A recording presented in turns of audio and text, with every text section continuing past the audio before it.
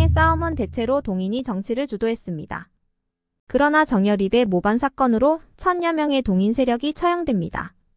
정여립은 율곡이 문화에 출입하여 하던 사람이었으나 율곡 사후 동인편에 가담하여 출세하였으나 벼슬에서 물러난 뒤 전주, 진안 등지에서 무례배와 노비들을 모아 대동계를 만들어 매월 활쏘기를 하는 등 무예 훈련을 했습니다.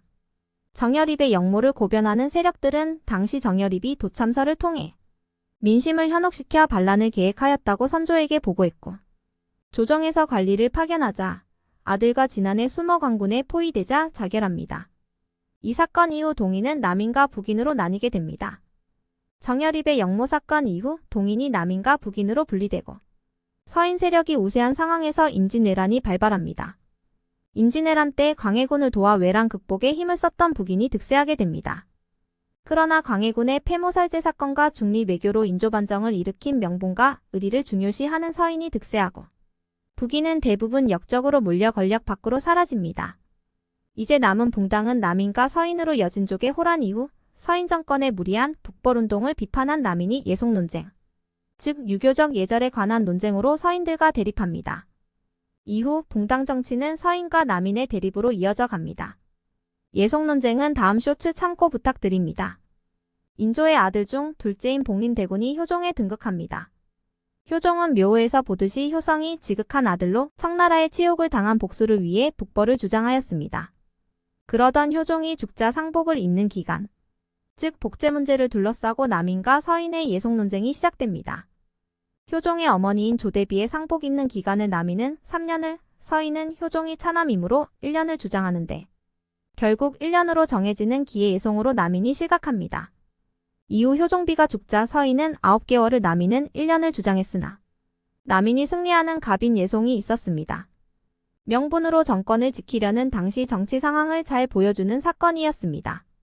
조대비의 상복 입는 기간에 대한 논쟁인 두 차례의 예송 이후 남인은 왕권 강화와 정책 비판을, 서인은 신하주도의 정치를 지향합니다. 즉 서인은 왕실의 권위를 깎아내리려 한 반면 남인은 그것을 지켜주려 했습니다. 갑인 예송으로 남인이 권력을 잡자 숙종은 이를 견제하기 위해 서인 김석주를 등용해 남인을 견제합니다. 남인 출신 영의정 허적이 왕실이 사용하는 유학이라는 천막을 잔칫날 사용함을 알고 화가 난 숙종은 이후 서인 세력의 군권을 넘기고 남인을 멀리했는데 서인이 이 틈을 노려 허적의 서자가 왕실과 결탁하여 역모를 도모한다고 고발함으로써 남인을 몰아내고 서인이 권력을 잡는 경신왕국이 일어납니다. 경신왕국 이후 서인은 자기 당파의 영구적 집권을 위해 상대의 재기를 철저하게 봉쇄하며 상대에 대한 보복이 자주 있었고 여러 당파가 함께 공존하는 붕당의 원칙도 무너집니다. 다시 집권한 서인은 송시열 중심의 노론과 윤증의 소론으로 분리되며 파벌 대립이 심해졌습니다. 서인은 장희빈 아들의 세자책봉을 반대했다가 숙종의 미움을 사게 되고 다시 남인이 집권하는데 이를 기사왕국이라고 합니다. 이후 노론의 송시열은 제주로 유배가고 사사됩니다. 그러나 왕의 마음이 다시 인현왕후로 돌아가자 서인이 재집권하게 되고 남인 대다수가 권력에서 멀어지는데 이를 갑술왕국이라고 합니다.